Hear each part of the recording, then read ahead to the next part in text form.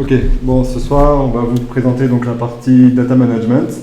Donc, c'est surtout vous expliquer aussi comment est-ce que la donnée est devenue maintenant au cœur des différentes organisations et sociétés. Donc, le but, c'est de voir quel était l'existant, quel était ce qui était avant, quel est l'existant et vers quoi on tend sur les nouvelles tendances et voir les évolutions possibles. Et voir aussi comment est-ce que ça s'intègre aussi dans les nouveaux systèmes de gestion dans les nouveaux systèmes d'information et des technologies associées. Donc la première partie, ça va être principalement donc histoire et évolution de la data. Donc là, on va refaire un petit retour sur les différentes notions, sur différents technos, sur tout ce qui tourne autour de la data. Ensuite, on verra les nouvelles technologies et les outils sur ce qui est utilisé, ce qui pourrait être utilisé par la suite. Et ensuite, on verra maintenant au sein d'une organisation comment sont répartis les différents rôles et quels sont les objectifs de chacun des rôles. Voilà. Donc, première partie, donc data et son évolution. Donc voilà, donc là on a un petit graphique qui vous présente en fait l'évolution de la data. Donc on a donc la partie transactionnelle que tout le monde connaît, je pense ici. Si vous ne connaissez pas, vous m'arrêtez. Donc qui contient tout ce qui est donc base de données, fichiers plats et tout ce qui est objet SQL. Donc principalement des données plates, des données qui sont interrogées dans des langages très simples comme le Transact SQL, le PLSQL, des choses comme ça. Ensuite, on a le deuxième bloc qui est plutôt donc, orienté analyse, donc ça s'appelle la BI ou traditionnel BI, donc business intelligence, qui comporte donc des outils d'ETL, du reporting, du data staging aussi. Donc on reviendra après sur les différentes notions. Ensuite, on a aujourd'hui donc ce qui émerge beaucoup, c'est le machine learning, donc tout ce qui concerne donc l'analyse en temps réel, tout ce qui concerne aussi les analyses prédictives, tout ce qui concerne les modélisations des données aussi. Et ensuite, on a aussi donc le machine intelligence, donc, qui concerne aussi donc, la partie intelligence artificielle et aussi la gestion d'environnement intelligent. Donc là, ça interagit beaucoup avec des applis ou avec ce qu'on appelle le IoT, donc tout ce qui est Internet of Things, donc tous les objets connectés, comme par exemple Google Home, vous avez l'Apple TV, tous les objets connectés, une montre aussi. Et là, on arrive sur un peu le futur, donc là, on est plus sur quelque chose de pas encore vraiment palpable, où c'est vraiment, on va se rapprocher très fortement de ce que peut être l'être humain si on était, en fait, on va vraiment rapprocher l'être humain et la machine. Donc là, c'est encore, on est presque dans la science, là, en fait, on est presque plus d'informatique, mais plutôt côté de la science. Voilà. Donc, est-ce que là-dessus, ça va? Vous avez des questions? Non? Ok, parfait. On continue. Donc, on va dérouler les différentes couches. Donc, la partie base de données standard que tout le monde utilise, donc qui permet de stocker des données, donc plus ou moins structurées. Et aussi, surtout utilisé côté opérationnel, donc charge opérationnelle. On a pas mal d'outils aujourd'hui sur le marché qui sont connus et reconnus comme SQL Server Oracle ou MySQL. On a des outils un peu obsolètes comme Access qui étaient utilisés précédemment, mais bon, on les voit encore des fois sur le marché. Donc voilà, donc ça c'est le standard actuel. Les sociétés essayent souvent de se sortir un petit peu de ce format-là par rapport aux différents besoins, notamment dans tout ce qui est real-time analysis, tout ce qui est live stream de données aussi, donc on est très, très faible là-dessus en fait, cette partie-là. Voilà, ensuite, donc on a le Data House, donc qui est plutôt sur la partie business intelligence.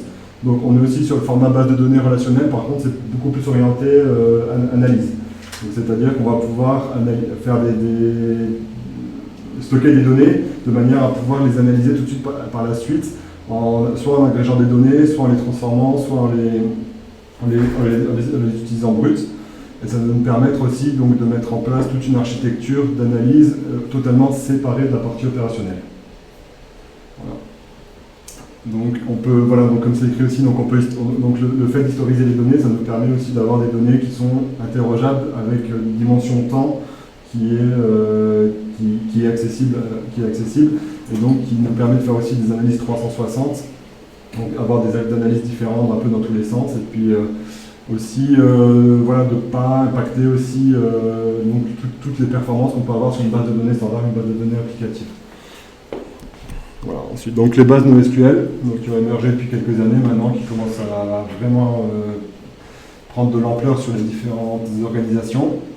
Donc, on distingue plusieurs types de bases, donc les types clés-valeurs, comme React, Voldemort ou Redis, On a les bases de type document comme MongoDB. Ensuite, on va retrouver donc HBase ou Cassandra pour le type colonne.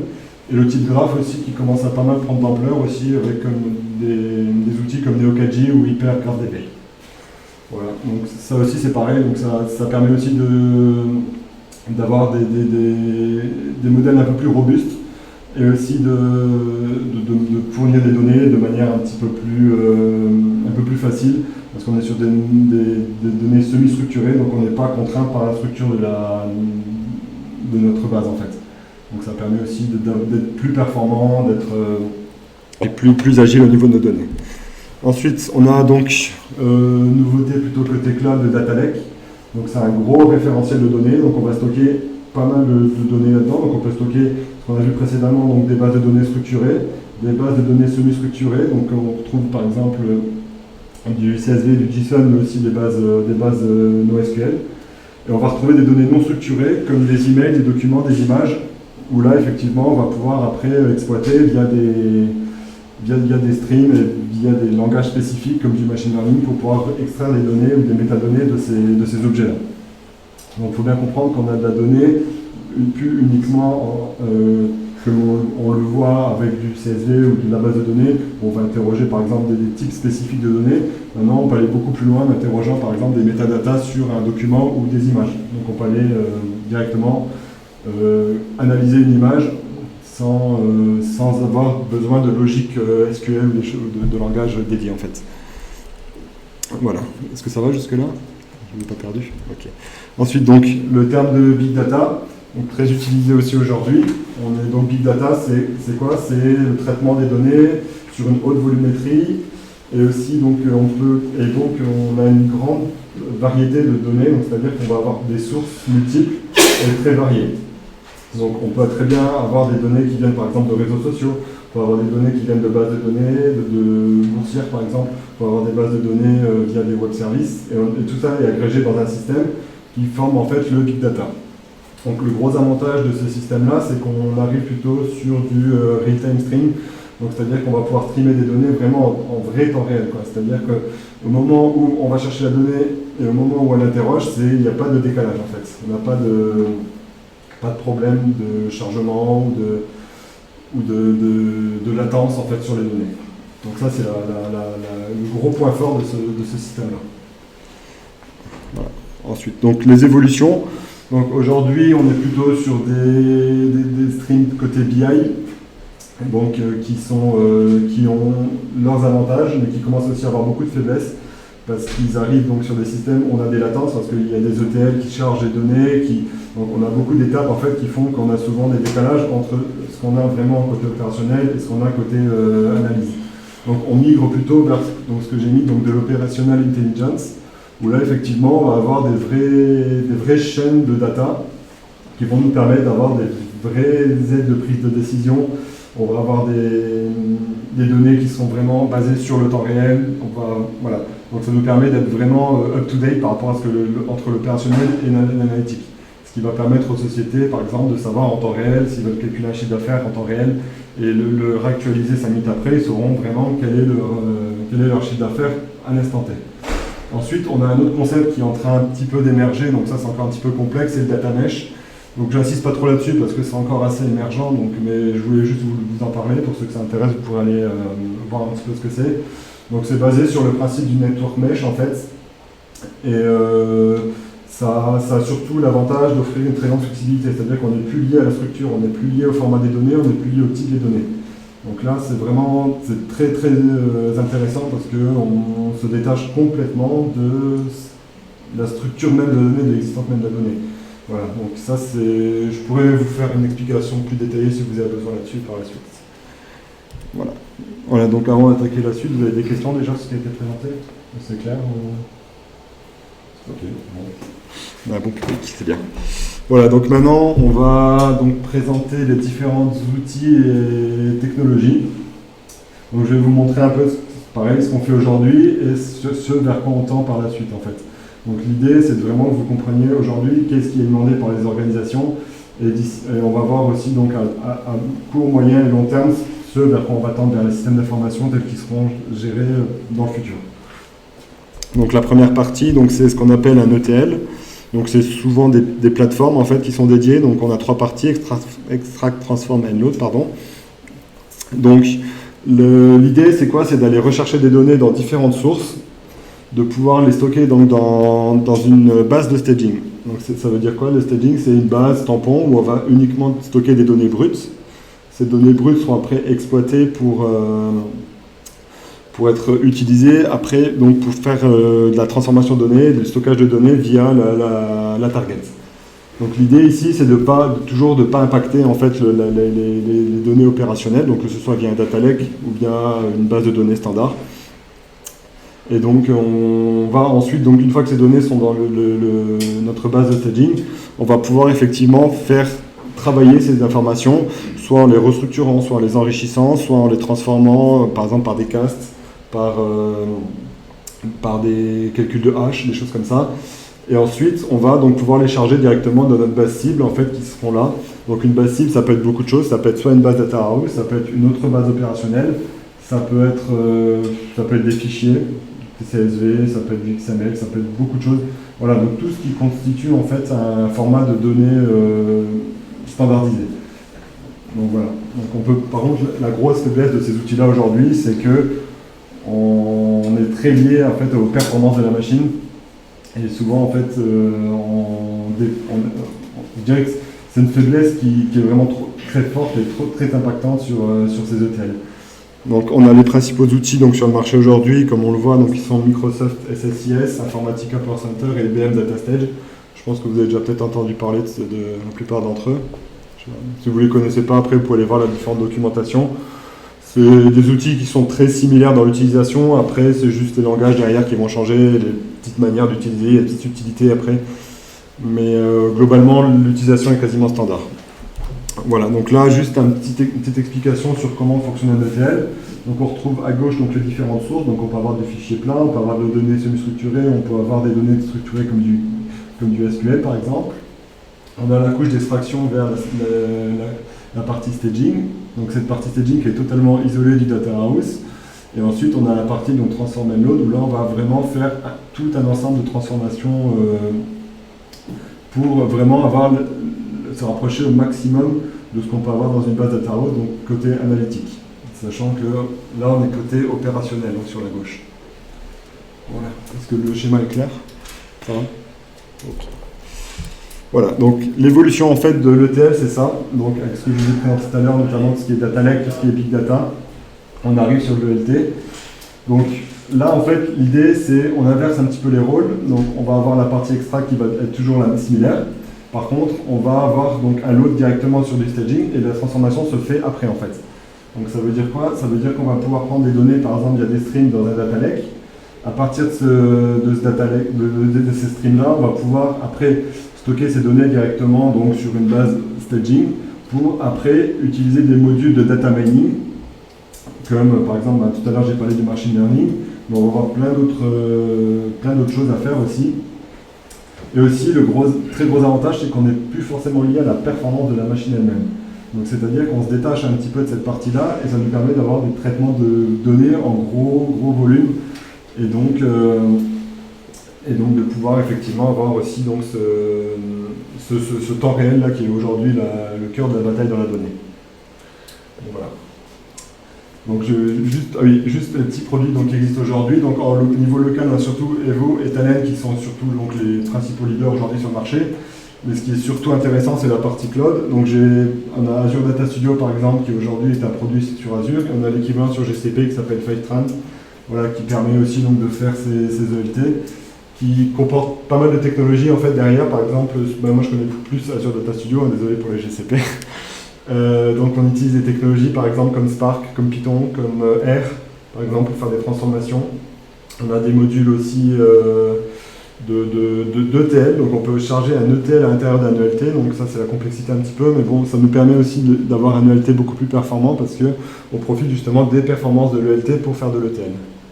Voilà. Donc, je ne sais pas si ça paraît clair ou pas, ce que j'ai dit, mais non, ça vous paraît pas clair? En fait, l'ETL, c'est ce que je disais tout à l'heure, donc c'est extraction, load, transform and load. Et en fait, l'ELT, c'est tout à fait l'inverse. C'est-à-dire que l'ETL, en fait, il va arriver sur une extract and load. Donc, en gros, il fait ça. Et les données qu'on a exploitées dans l'ETL vont être utilisées pour être transformées via ce module de data mining, en fait. Voilà, c'est peut-être plus clair comme ça. Voilà, donc j'ai mis un petit schéma pour illustrer. Donc là, vous avez vraiment les deux idées. Donc vous avez la partie ELT, donc nouvelle, donc effectivement elle envoie un ensemble de ressources de données, donc avec, comme on le voit, donc il y a du SAS, il y a du RP, du NoSQL, donc on a pas mal de choses structurées, non structurées, semi-structurées, et on arrive donc l'extract, donc extraction brute des données, donc aucune transformation, on les charge dans une phase de staging, et les données sont transformées via un module Hadoop par exemple, on pourrait très bien mettre du Python, du R, du Spark. Au contraire de l'ETL qui lui donc, va extraire, transformer et loader tout ça dans son bloc à lui. Donc lui s'occupe de tout en fait. Et directement stocker ça dans un data house. Bon, on a mis un data house mais ça aurait très bien pu être autre chose. Hein. Là c'est juste pour avoir une vue générique de ce que peut être l'ELT en fait et l'ETL. Voilà. Ça va là-dessus? Je vous ai pas perdu? Ok, cool. Voilà, donc on parlait tout à l'heure de data stream, voilà, donc le data stream c'est quoi? C'est on va lire et écouter des événements en fait sur différents flows, pardon. Et donc l'idée c'est de récupérer, donc via par exemple des microservices, récupérer des données, donc avec des langages spécifiques, donc là je vous les ai mis, USQL sur Azure, KSQL pour Kafka par exemple. Donc l'idée c'est donc on va plus aller interroger une base de données via une query ou via un connecteur ou IDB par exemple. On va passer uniquement par des streams qui eux vont lire justement toutes ces informations là et donc vont pouvoir permettre après nous de les traiter en aval pardon, et donc de pouvoir les manipuler après via nos machine learning, via nos outils de data house, via nos modèles tabulaires ou des choses comme ça. Voilà. Ensuite, donc data mining, donc on y vient. Donc là, c'est une partie très importante qui prend vraiment de l'ampleur aujourd'hui. Donc c'est quoi en fait? C'est juste prendre la donnée brute qu'on a extrait via les streams qu'on a vus précédemment et transformer suivant le besoin qu'on aura par la suite. Donc l'idée c'est quoi? C'est de dire qu'on va lui mettre des appels de classe, on va lui mettre des événements, on va lui mettre plein de choses derrière pour que en sortie, on ait une analyse qui soit la plus fine possible et la plus réaliste possible. Donc, voilà, donc la donnée, là, c'est vraiment là qu'elle va être... on va passer d'un modèle opérationnel à un modèle analytique, en fait. C'est vraiment ce module-là qui, aujourd'hui, prend beaucoup d'ampleur, justement, à cause de ça, parce que c'est lui qui fait vraiment l'intermédiaire entre les deux modèles. Voilà. Des questions sur cette partie-là? Non, ça va? Parfait. Voilà, donc... Data visualisation, donc ça c'est très simple, c'est l'ensemble des outils de reporting, donc c'est ce qui nous permet de modéliser les données sous forme graphique. Donc très simple, en fait vous avez deux petits outils aujourd'hui qui se partagent le marché. Donc il y a les outils, ce qu'on appelle donc Self-BI ou Self-Service, ça dépend comment vous l'entendez, donc qui permettent en fait justement d'afficher les données, donc laisser l'utilisateur afficher ses données, créer ses rapports. Et il y a plutôt la partie statique reporting, ce qu'on appelle, donc avec des outils comme SSRS, comme BO, comme des choses comme ça, qui là où l'IT intervient pour fournir les structures et les sources de données pour les rapports. Donc l'utilisateur, lui, ne fait qu'exécuter le rapport. Donc l'idée ici, c'est quoi? C'est de dire qu'on peut se connecter à une multitude de sources. Donc vous pouvez très bien vous plugger directement sur un bête fichier Excel, comme vous pouvez directement interroger un stream sur un data lake, ou alors avoir une base de données, ou comme j'ai marqué là, donc un cube tabulaire, je ne sais pas si tout le monde sait ce que c'est. Non? Bon, un cube tabulaire, en fait, c'est quoi? C'est une surcouche en fait à la data house, par exemple, où on va pouvoir justement modéliser de manière plate, tabulaire, donc on appelle tabulaire, des données en fait. Donc c'est une couche d'extraction en fait du data house qui permet en fait de faire ce qu'on appelle un data mart. Un data mart, c'est une notion qu'on va mettre, donc une intelligence spécifique pour par exemple un service. Vous avez créé un data mart RH, un data mart finance, un data mart. Donc, au lieu de créer à chaque fois une base de données spécifique pour chaque métier, vous avez créé un cube tabulaire qui va être chargé en mémoire et qui va permettre d'être utilisé après par la suite à chaque exécution du rapport et l'utilisateur pour aller interroger ce cube tabulaire directement pour faire son rapport, pour construire son rapport. Voilà, donc là je vous ai mis pareil en bas donc les principaux outils, donc je vous ai mis les outils les plus modernes, hein, parce que vous avez des outils encore, beaucoup d'outils qui existent sur le marché, mais bon, la plupart sont obsolètes ou vont devenir obsolètes. Donc là, on a Tableau et Power BI aujourd'hui qui se partagent une grosse partie du marché. On a Excel via des outils comme Power Pivot par exemple qui sont pas mal utilisés. Et on a ClickSense aussi, anciennement ClickView, peut-être que vous connaissez, qui est aussi un des gros acteurs du marché en tout cas. Voilà. Ça va sur la partie data visualisation? C'est clair? Souvent on voit data visualisation ou data viz, hein, VIZ, hein, ça existe aussi, je ne l'ai pas mis, mais voilà. Donc là, je parlais tout à l'heure de self-service. Donc le self-service, c'est quoi? C'est-à-dire qu'on laisse l'utilisateur maître total de ses analyses. Donc on fournit uniquement un set de données et lui s'amuse avec. Donc c'est une espèce de bac à sable qu'on lui fournit. Et lui, via son outil de reporting, donc comme je l'ai présenté par un Tableau Power BI, il va générer son rapport comme il le veut. S'il veut un graphique, s'il veut une tarte, il peut faire ce qu'il veut, il peut faire un simple tableau, il peut faire ce qu'il veut. Il crée ses dashboards, et il a la main totale en fait sur ce qu'il veut créer. Donc ça, c'est vraiment le self-service et c'est ce vers quoi la BI tend aujourd'hui vraiment. Donc ça, c'est vraiment l'évolution actuelle de la BI. Justement, l'idée, c'est quoi? C'est de dire que l'IT n'a plus vocation à générer des rapports où est-ce qu'on met le titre en bleu, est-ce qu'on met la courbe en rouge, voilà. Donc ça, en gros, on n'est pas graphiste, on est juste IT. Donc l'idée, elle est là. Il y a deux manières d'aborder le self-service.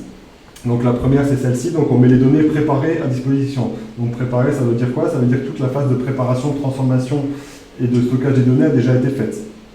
Donc là, on donne toutes les clés à l'utilisateur. Donc c'est l'utilisateur, il a juste à faire des drag and drop de ses données et afficher ce qu'il a besoin comme il a besoin. Voilà, donc il fait ce qu'il veut.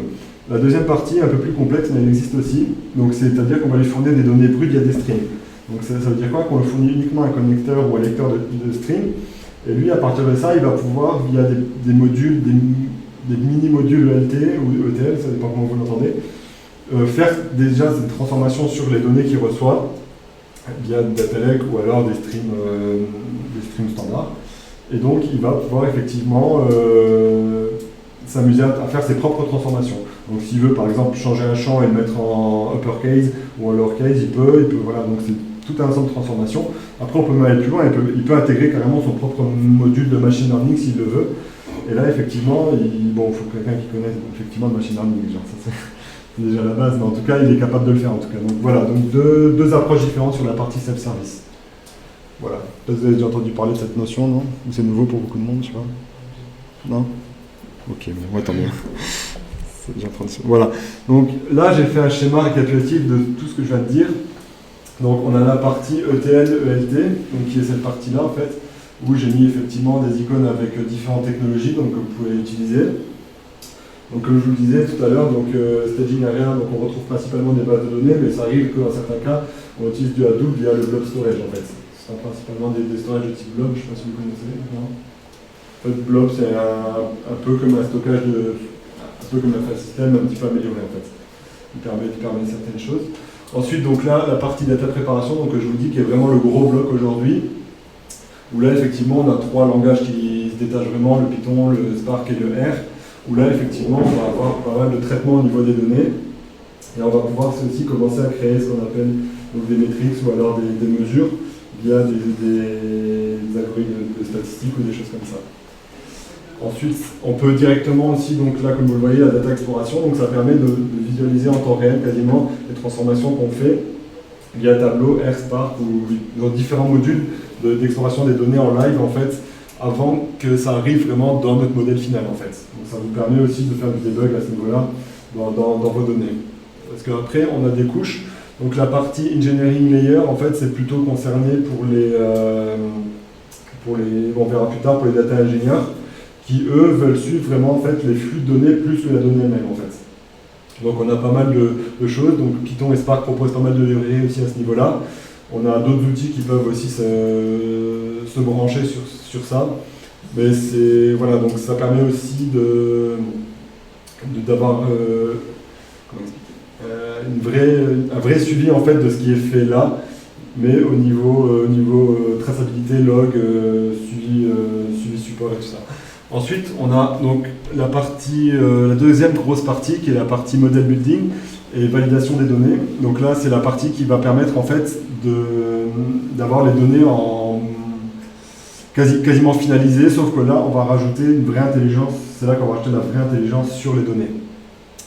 Donc on verra que, donc je vais vous expliquer un petit peu classification, clustering tout à l'heure, machine learning aussi.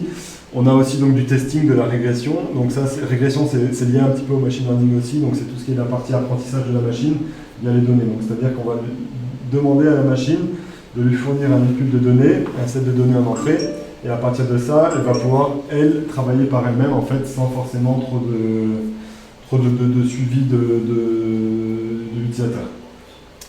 Et ensuite, on a la dernière partie, en fait, qui est là. Je vais pousser un peu. On a deux choses. Donc, on a les applications. Donc, ça peut être du front, ça peut être du back, du end. Enfin, je ne maîtrise pas tout ça, je suis désolé, vous connaissez mieux que moi.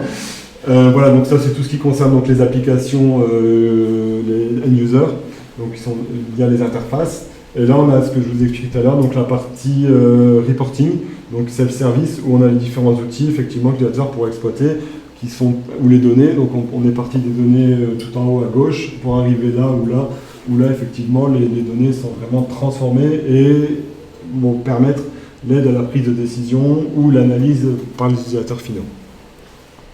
Voilà. Est-ce que le schéma est clair ou il y a des questions? Bon, ok. Voilà, donc là je vous ai mis un petit exemple sur Azure, encore désolé pour GCP, je m'excuse. Donc, qui explique un petit peu comment est-ce que peut fonctionner une architecture à l'intérieur d'un cloud. Donc on peut voir qu'à gauche, donc, on a pas mal de choses, donc on a effectivement les applications business, mais on peut avoir aussi, donc, comme c'est marqué, donc, tout ce qui est IoT, ou alors des streams ou des events qu'on va écouter via un composant Kafka par exemple. Et on retrouve donc le module tout à l'heure que je disais donc, de LT qui est Azure Data Factory, qui lui-même va utiliser sa phase de staging dans l'Azure Blob Storage. Ensuite, on a un module qui s'appelle Azure Databricks, alors je n'ai pas les équivalents sur GCP, je m'excuse. Donc, qui va, lui, en fait, ramener toute l'intelligence sur les données. Donc, c'est là qu'on va faire du ML, c'est là qu'on va faire du clustering, c'est là qu'on va faire de la classification, de la régression. Donc, vous retrouvez l'ensemble de ces modules à l'intérieur de ce composant-là. Qui, lui, après, donc, va arriver donc, sur du Data House, donc base de données, un peu plus robuste qu'une base de données standard, qui, après, va être appelé donc, sur un module Azure Analysis Services, donc qui, lui, est ce que je vous parlais tout à l'heure sur les modules tabulaires, en fait. Donc, c'est vraiment là qu'on va créer nos modèles tabulaires, qui après vont être appelés directement par Power BI en fait, qui est l'outil. Sachant que Power BI, donc ce que je vous ai expliqué tout à l'heure, si on revient sur le bloc d'engineering et de testing, donc on va arriver, donc Power BI va pouvoir interroger les données directement de la Databricks pour faire aussi de la vérification et du testing. Et aussi ce module-là, il va pouvoir aller plus loin, donc on arrive sur les real-time apps, donc c'était le petit module qui était en haut à droite, via des composants comme Azure Cosmos qui comportent du Mongo, du Cassandra, enfin vous avez une multitude de connecteurs à l'intérieur. Et donc l'application finale de l'utilisateur, il pourra effectivement en temps réel avoir ces informations-là. Donc là, on est vraiment sur un module moderne. Pourquoi? Parce qu'on a à la fois du big data, du machine learning, du data house, du tabulaire, on a du reporting temps réel, donc du self-service, et on a du real-time aussi côté APP. Et on a aussi donc ce module-là Kafka qui est vraiment la donnée distribuée en fait. C'est-à-dire qu'il va pouvoir effectivement pousser les données pour le module Databricks, mais on va pouvoir aussi dire je les récupère là, je les pousse là, j'écoute un event, bim, j'ai besoin de reporter là, donc voilà. Donc c'est vraiment très complet et très moderne, donc ça amène beaucoup de notions, ça je pense qu'au niveau du vocabulaire, il y a beaucoup de choses à effectivement à acquérir, mais après c'est, voilà, schématiquement ce que vous pourriez avoir aujourd'hui dans une organisation qui veut migrer vers le cloud et avoir une architecture moderne au niveau data. Voilà. En tout cas pour la partie real-time, comme ça doit être fait, je pense, dans les nouveaux projets. Voilà, donc là j'ai mis quelques tendances qui émergent depuis maintenant pas mal de temps. Donc on a l'analyse prédictive, donc c'est pouvoir prévenir et anticiper des besoins. Les besoins, ça peut être par exemple une entreprise commerciale, elle veut savoir est-ce qu'il y aura de nouveaux clients, des clients vont partir, donc par exemple c'est ce genre de choses. L'Internet des objets, donc ce qu'on appelle IoT aussi en anglais. Donc là, c'est donc tout ce qui concerne les objets connectés. Donc on va retrouver des Google Home, on va retrouver des Apple Watch, on va retrouver des iPads, on va retrouver plein de choses, même embarqués dans vos voitures aussi, vous avez pas mal de choses. Technologie de recherche, ben ça c'est tout ce qui est ce qu'on appelle Ask Data. Donc c'est-à-dire que c'est tout ce qui permet en fait d'interroger les données de manière un petit peu plus humaine, on va dire. Ça je vous montrerai après. Data virtualisation, donc c'est aujourd'hui pouvoir interroger des données qui ne sont pas forcément des données au sens générique comme on l'entend aujourd'hui, par exemple comme des images, comme des fichiers blob, comme des fichiers, des dumps ou des choses comme ça. Et le dark data, en fait, ça c'est un terme qui paraît un petit peu un petit peu borderline, mais en fait il n'est pas du tout. La data, c'est uniquement les données comme on l'entend avec le manual input. Voilà.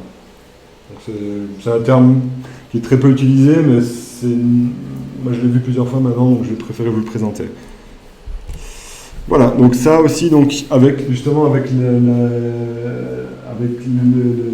l'avancée sur les données, forcément on arrive sur des nouveaux concepts, sur des nouveaux métiers, sur des nouvelles techniques de développement.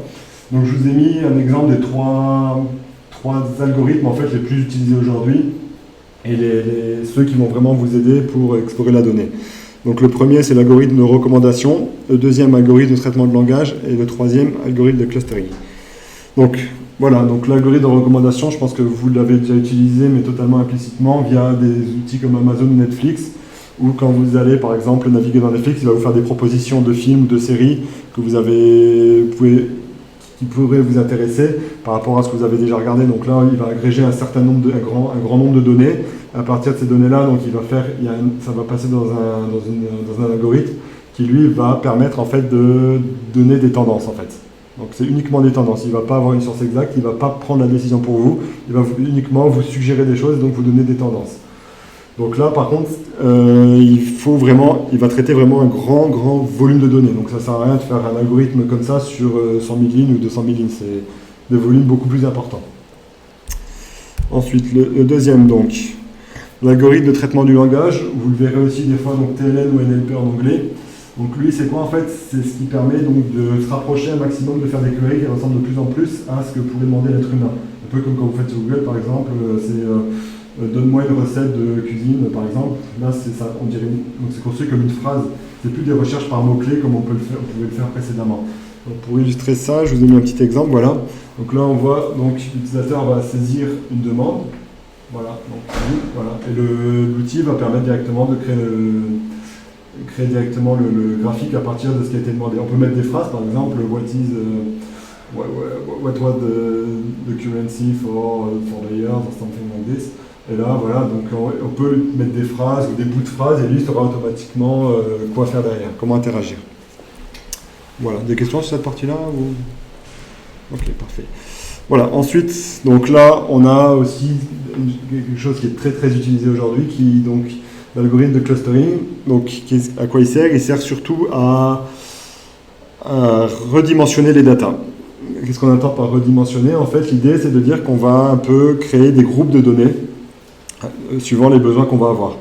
Pour citer un exemple, ben là je vous en ai mis deux. Par exemple, une société de commerce va arranger par exemple les clients par comportement. Donc ça signifie quoi? Ça veut dire que par rapport à ce qu'ils achètent, par rapport à leur fréquence d'achat, par rapport à leur région d'achat ou des choses comme ça, ils vont faire des sous-ensembles de leurs données et ils vont pouvoir les exploiter beaucoup plus facilement pour faire des analyses derrière, que ce soit des analyses sur des outils de reporting ou alors des analyses via du web pour pouvoir les publier après sur leur plateforme par exemple. Donc très utilisé aussi par les réseaux sociaux qui par exemple vous le voyez sur Facebook pour les communautés ou sur Twitter, des choses comme ça, donc c'est très utilisé. Donc là il y a des langages assez spécifiques pour ces choses-là. Python par exemple permet de le faire très bien, il y a des librairies qui existent, mais il y en a aussi sur Spark qui sont un peu moins performantes, mais si vous voulez vraiment vous intéresser à ça, je vous conseille vraiment Python, qui est vraiment très orienté sur cette partie-là. Voilà, donc là, la dernière partie, donc les rôles dans la data. Donc, comme je vous ai expliqué, donc, il y a beaucoup de choses qui arrivent maintenant dans la data. Donc, il y a forcément des nouveaux rôles, des nouvelles choses à faire. Donc, forcément, on a rebattu un peu les cartes et on a donc défini des jobs et des objectifs à chacun. Donc, voilà. Donc, le premier, donc, vous avez déjà peut-être entendu parler, mais bon, c'est un peu une case pour tous en général, c'est Data Scientist.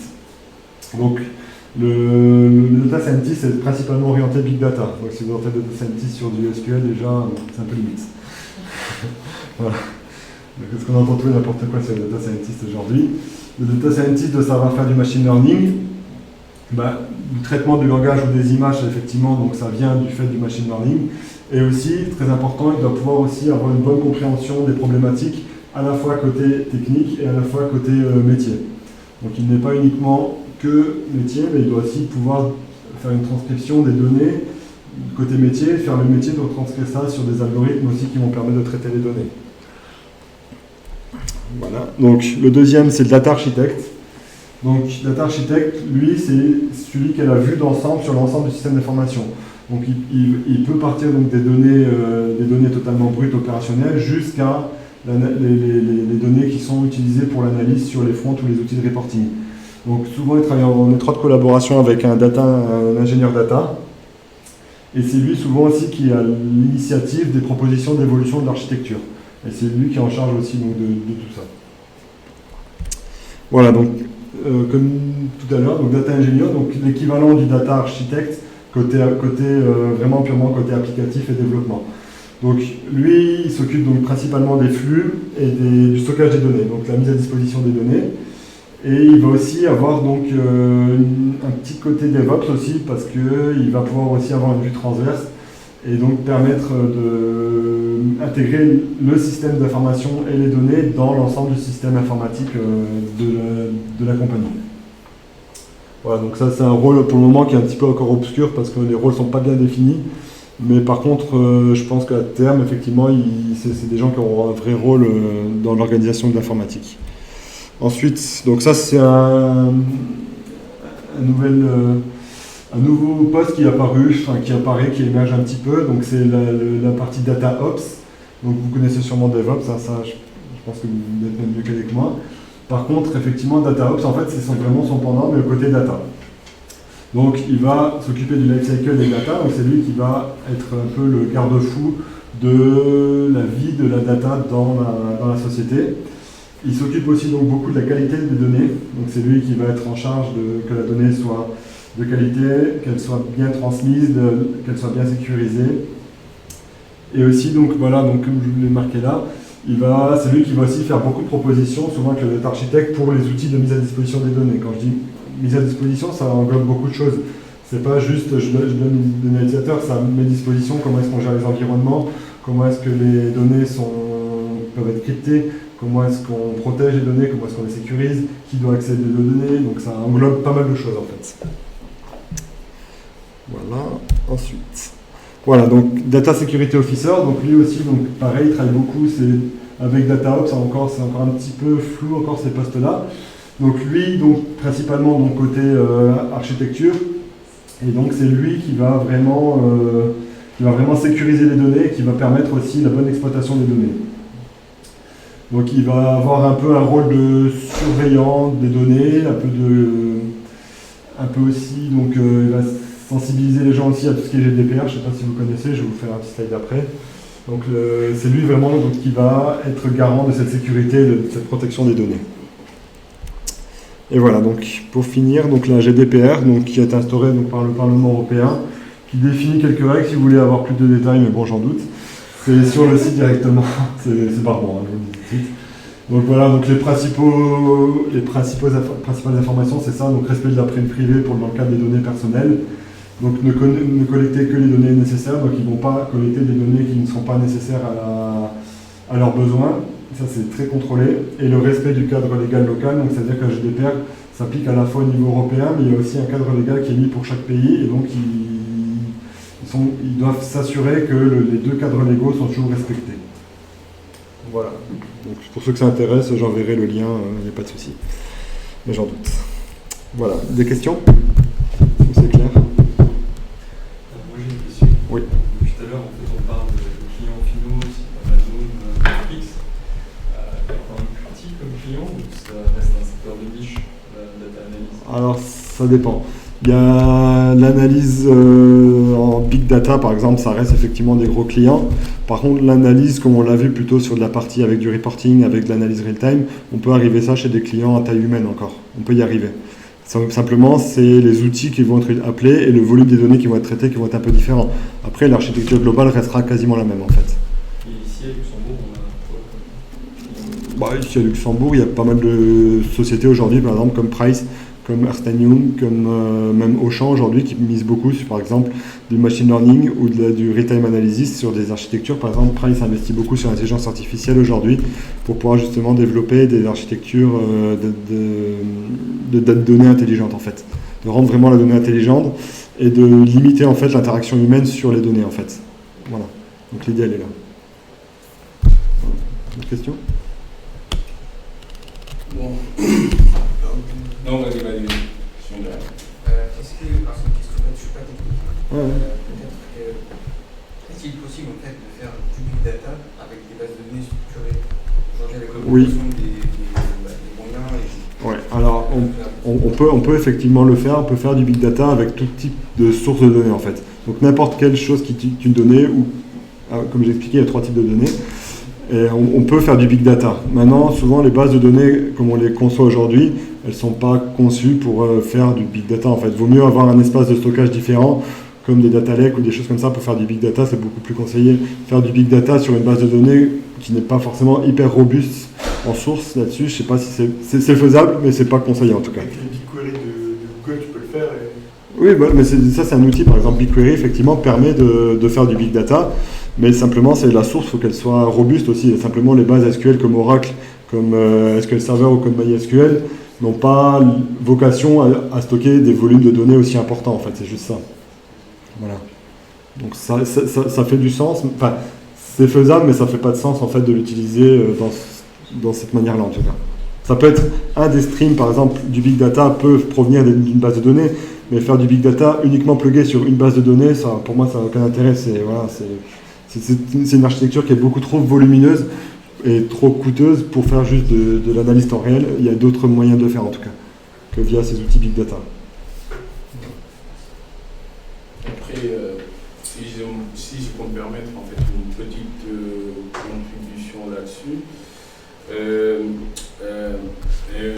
Après les années 2015, en fait, on a assisté, par exemple, sur le plan technologique, du développement, par exemple, de nouvelles technologies, par exemple, on a les web services, on a les open data qui sont disponibles. Après, ce qui a permis, par exemple, à pas mal d'équipes métiers de voir au-delà, en fait, de leur domaine fonctionnel. Ça veut dire qu'avant, on proposait, par exemple, la BI, donc dans un but purement opérationnel, qui permettait aux gens, par exemple, de répondre à la question qu'est-ce qui s'est passé. Donc, ça veut dire qu'on arrive aujourd'hui, les ventes ont explosé, et on a besoin de comprendre qu'est-ce qui a fait que les ventes ont explosé. Donc, on avait un cas réel qui était explosé. Ça veut dire que dans un supermarché, on a vu en fait que les ventes des bières avaient explosé, par exemple, un vendredi. Les gens ne comprenaient pas. Toutes les semaines, c'était les vendredis.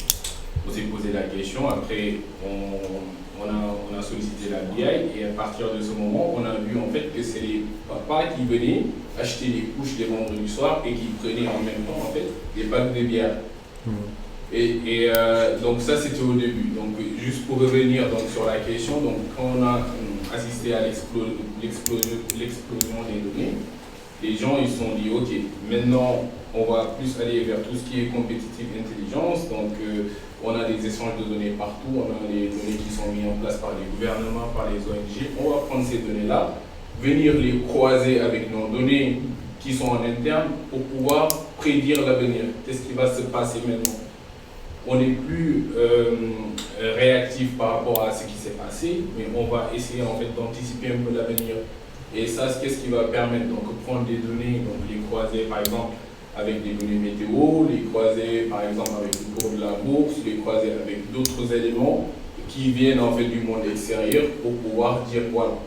Donc là, on est plus capable à prendre des décisions justes parce qu'on sait actuellement dans un environnement donc, qui est devenu un écosystème dans lequel on interagit, quels sont les facteurs qui peuvent venir de l'extérieur et avoir un impact significatif sur notre business. C'est un exemple de métissage entre Big Data et BI. Oui, exact, parce que le développement... BI n'existe plus aujourd'hui. Hein. En fait, si on part sur les architectures modernes, BI n'existe plus. On est sur de l'analytique, de la data analytique en fait. Et la data analytique intègre pas mal de notions comme le big data par exemple. Après, l'évolution basique en fait, on a de la BI, donc on parle plus actuellement du BI traditionnel, comme j'ai dit, parce qu'avant, si on revient par exemple de façon terre à terre à la définition de la BI par exemple, c'est l'ensemble des moyens techniques et outils qui sont utilisés par exemple pour collecter des données, les stocker, les transformer en vue de produire par exemple des rapports qui vont aider les managers à prendre des décisions de gestion. Donc, ça veut dire que on a des systèmes opérationnels qui tournent quotidiennement, donc le soir on va chercher ces données donc, qui concernent par exemple les systèmes RH, les systèmes CRM, les clients, les prix, les produits. On va attendre le soir, on collecte l'ensemble de ces données, donc on les merge dans un dataware et après on est capable par exemple de montrer un chiffre d'affaires ou bien les ventes hier et avant-hier et après de pouvoir comparer tout ça. Donc on donne aux managers en fait des outils pour qu'ils soient capables de prédire en fait soit les ventes pour dire qu'on a vu que vendredi par exemple on vend énormément de packs de bière, donc les vendredis en fait il faut doubler les quantités, il faut tripler les quantités. Donc en fait c'est